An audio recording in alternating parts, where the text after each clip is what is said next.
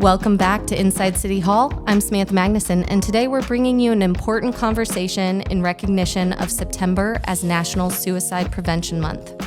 Our first responders face an emotional toll every day during their job. That weight can add up, and that's why talking openly about mental health is so critical. Joining me today is Stacy Thomas, a former member of our police department's crisis intervention team. She now serves as a licensed therapist contracted with the department, helping our public safety employees process the unique challenges of their work. We're also joined by Officer Shane Kiker, our community relations officer, who works closely with both our team and the community every day. Together, we'll talk about breaking the stigma around seeking help, the resources available for both officers and residents, and how we can all play a role in prevention and support. This is a conversation about hope, resilience, and the importance of being there for one another. Let's get started. Thank you guys for joining me today. I know it's kind of a heavy topic, but it's such an important one. Stacy, let's talk with you first, and we'll just volley some questions back and forth. But share a bit of your background and why you became so passionate about focusing on mental health for first responders. So I started my police career in Memphis, and Memphis is the grassroots organization for the crisis intervention team. CIT officers, those are the officers that are trained to deal with the mentally ill population while they're on duty. I became very passionate about the mentally ill population as a police officer at the very beginning of my police career. That's great. It's such an important role in law enforcement, I believe. And is there anything that stuck out to you, any situation or story that you can share that really led your heart in that direction? So I realized that early on that most people that are unhoused and have severe mentally ill challenges need people to take them in and to give them the resources that they have available. When I came to Madison Police Department, we did not have a CIT team, but I was already trained to do that. And because of the short resources that we had, or the lack of resources that we had within the community as police officers, I started acting in that role as a CIT officer very early on in my career with the city of Madison. I realized that as time went on, that we needed to form our own team. And it took several years, but we finally did. And now we do have a pretty robust crisis intervention team with the city of Madison. Thanks to you. So thank you for that. Thank you. Shane, from your perspective as community relations officer, how do you see mental health intersecting with your daily work? As the city's growing, we are seeing an increase in homeless population here. Unfortunately, in Madison, we are very limited as far as resources. Huntsville contains a lot of those resources, whether it's the homeless camps, different agencies. So as we're seeing this here, there's just a growing population. So even as I'm out driving around, and like Stacy said, most of the people that don't have the homeless or a home to be at have some sort of, I don't want to say they all have a mental health crisis, but a lot of them do, and they don't have any resources where to go. So now it's just kind of trying to say, where can I put them as far as how can we get them help? How can we get them what they need to do? And with this being a military community also, we're seeing a lot more of the homeless veterans. So that's me being prior military, that's a big thing for me that made me go in and say, hey, I want to do the CIT thing also. So then that way I can help and try and relate with some of these military folks also. Absolutely. And it's not about you guys as law enforcement putting these people in jail. It's about getting them help. Correct. Yeah. I mean, we always say that the suicidal thoughts, the intrusive thoughts, and even the people that unfortunately act on it or feel that they have to do something, that's all they have left. It is not a crime to do that, but we want to be proactive and try and not have that happen and get them the help before any of this happens, and actually just as to date, today, we've had 129 suicide-related calls that officers have had to respond to just in the city of Madison. Those can be anything from somebody having those thoughts or actually attempting to go through with it. And that just shows how much of an issue this is. You know, you think of Madison as being just this really stable community, but everyone's struggling and everyone needs a hand reached out for help. Absolutely. Yeah.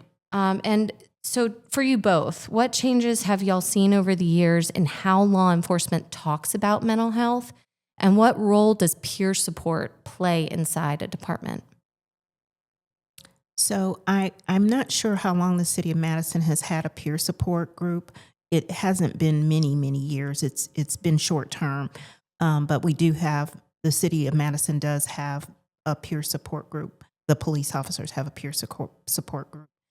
I am now the on-site mental health officer, or the on-site therapist, I should say, for the first responders, and that's fire, police, and dispatch. And I know that resource, along with peer support, is extremely needed within our community of first responders. And I know we're talking about the community itself and their mental wellness, but it's also a priority, and is a priority for me, for our first responders and their mental wellness. I retired a year and a half ago, and I came back as the on-site therapist for our first responders. Have you noticed that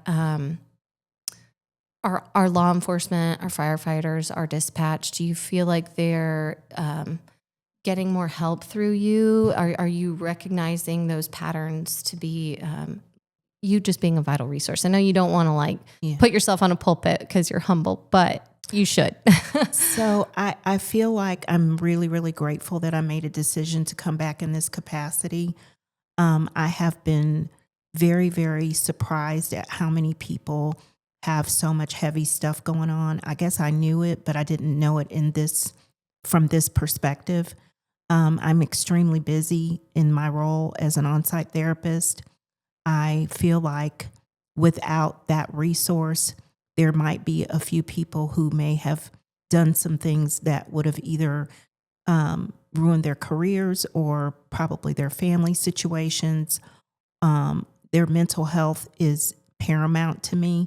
And my hope is that they remember that this resource is available to them, and that they don't let things get so out of hand that it disrupts their lives in ways that are, sometimes irreversible. Sure. I think, Samantha, to kind of echo on that, what I found with like the veterans, a lot of the things that these guys and ladies that were in crisis said is people don't know what I'm going. They don't understand. So having Stacy here, who is a former police officer, a former detective, is part of the crisis intervention team. When we do have those hard calls that we have to go to, being able to tell her, she has actually been there, done it, so to say, with us. So I think that has helped a lot with the people that she gets to see here, since she focuses solely on the first responders. That, if they are having one of those crises and say, I want to come in, or I just had this bad call that I went on, she can relate to that. So it does help to have somebody, instead of hearing it from somebody that's never been in our shoes before. Right. It's that relatability.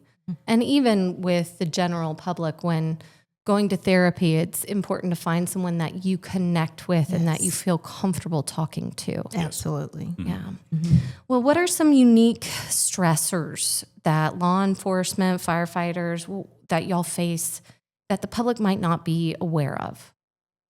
So one of the most common things that I've observed in the time that I've been in the role that I'm in now is, number one is sleep deprivation. That's a huge thing, and it's common amongst police and fire. PTSD is very common. Anxiety and depression are also very common. And those things kind of all work together to form that space that we don't want to be in. And so I'm always grateful when people have decided to come to me and reach out and say, Stacy, I need to talk to you, because what it says to me is that it's becoming more of the norm to go and get the help that you need.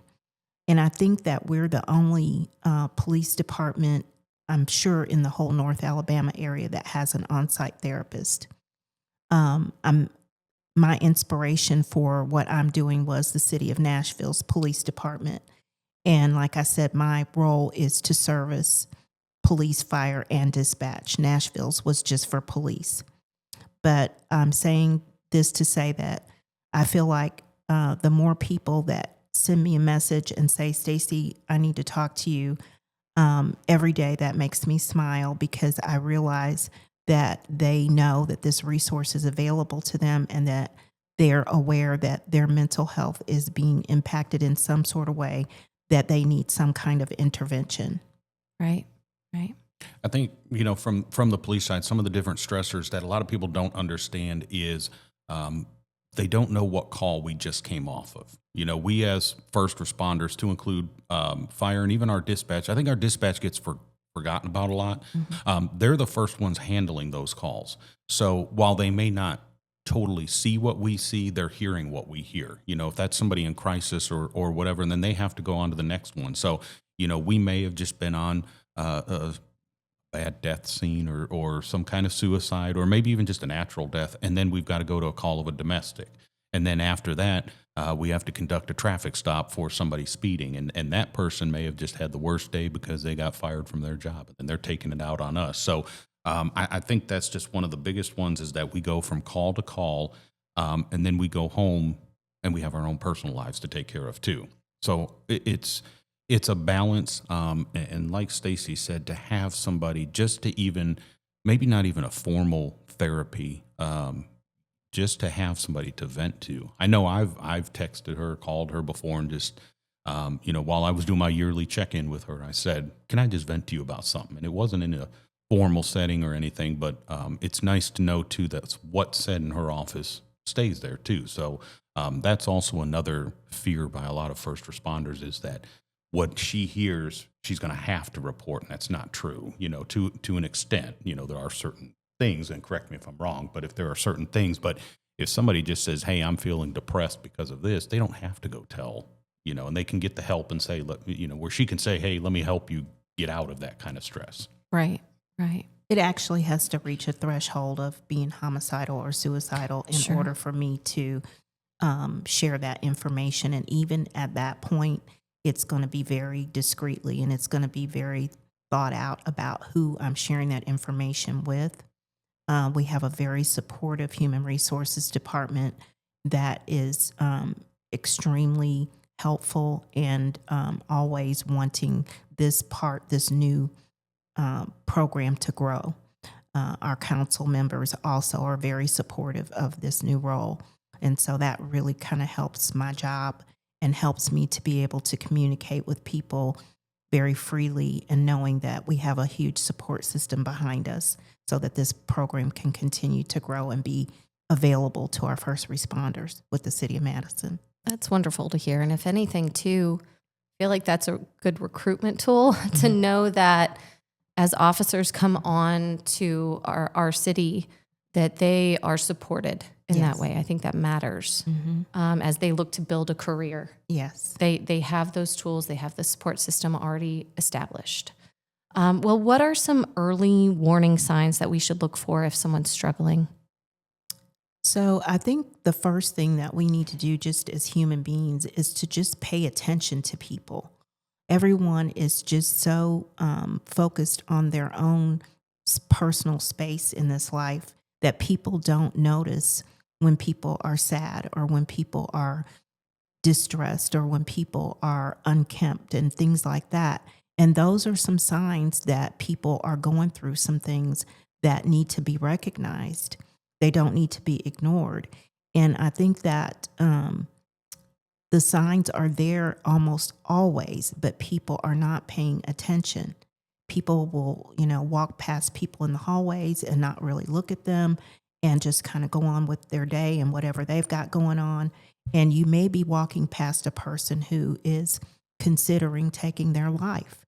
And all it takes sometimes is just to acknowledge a person, and that might help a person make it through that day. Just an acknowledgement, a smile, How are you doing? Those kind of things. And I just think that our society has just become one of those that we just pretty much ignore everything going on around us. And that's why people feel so alone and they decide that there's no reason for them to remain on this earth anymore. As connected as we are in this digital age, it seems like isolation is even more prevalent. Yes. So I think that that matters, having that human connection face to face and caring. And caring. Absolutely. What resources or outreach programs are available for residents who may be struggling?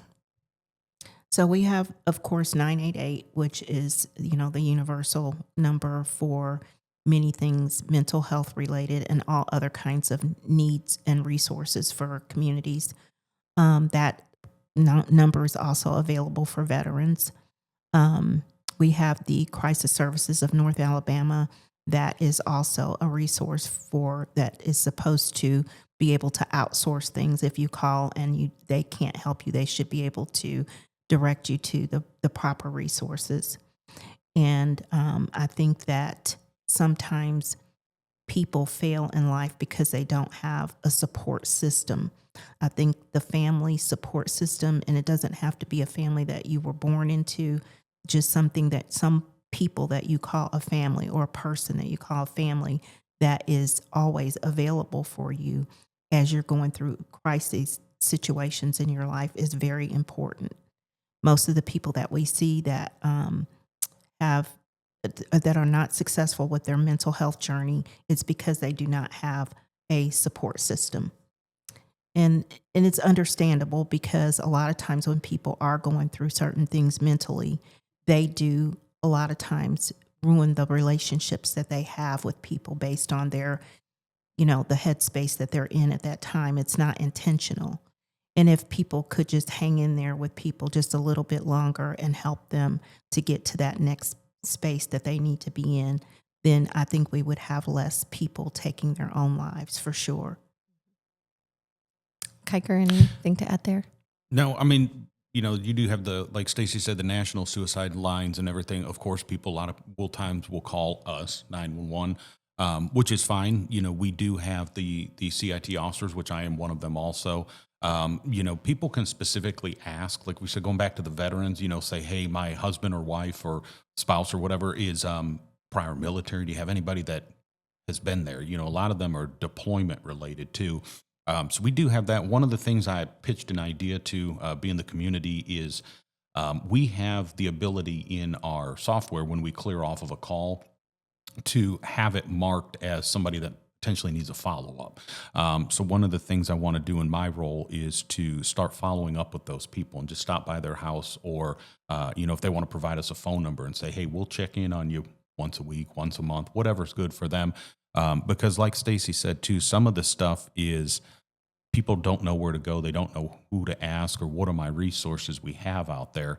And we have a lot of them. Like I said, I personally, I'd like to see a lot more come into our city as we're having to tell people go to the bigger cities to get the help.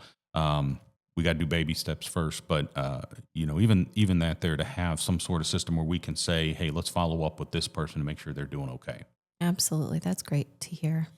And what message, last question to toss y'all, what message would you want the public safety employees, their families, what do you want them to hear this month specifically in recognition of National Suicide Prevention Month?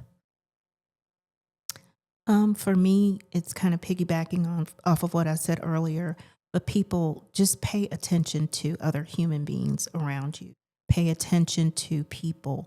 People are really carrying some really, really heavy bags around right now. And really, really sad things are going on in people's spaces that they just haven't developed the coping skills to deal with. And why would they? Because they've never experienced them before. And I just feel like that we as certainly as a nation, but as a world, that we just have to start paying more attention to other people's plights and other people's journeys in life and be just a little bit more human and kind to people.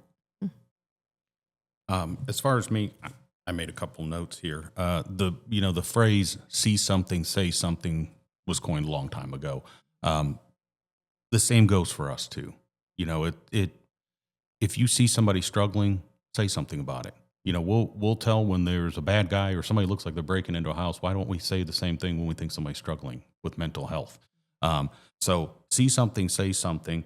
You know, in our job, we're required to, people call us when they have a problem. Rarely do people call to just say, hey, I wanted to tell you thanks for what you guys do. There's usually something going on that we have to fix. Not all the time do we know what to do or can we fix it, but the same goes for ourselves too. We've got to keep ourselves in working order to be able to continue helping other people. So, you know, keep that in line. And I wrote down here that, you know, we're asked to help others. Don't be afraid to let others help us too. It's okay to say, I have a problem. I'm struggling with this. Mm-hmm. Can you help me? Sometimes talking is the greatest thing that somebody can do for somebody, just to say, can I get this off my chest? Or I don't know how to tell my family this, or I don't know how to tell my workmates. Can you help me? Ask for help. Don't be afraid. Absolutely. And I think it's such an important topic. I know, like I said earlier, it's a heavy topic to discuss, but it's so stigmatized today. And I think the more we talk about it, the more we talk with each other and care about each other, then the easier this becomes. Yeah. So I appreciate y'all's input and sharing with the community. Is there anything else that y'all want to add? I have one thing, if I Sure. can just say, I did 6 years as a school resource officer. To speak from the teenage brain, parents tell your kids to put the cell phone down. Mm-hmm. We have gotten away from just being families and doing things together. When I grew up, if you had a problem with a true bully, you said it to their face. You know, meet me by the flagpole. I'll meet you out at the school bus or whatever.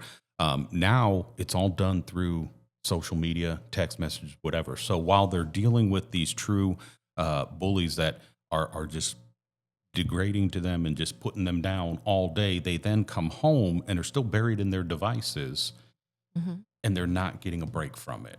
They're not, mm-hmm. there's no break. You know, again, when I came home from school, I could tell my parents, say, hey, Johnny's picking on me or whatever, and then they tell me kind of what to do, or we'd navigate through it that way.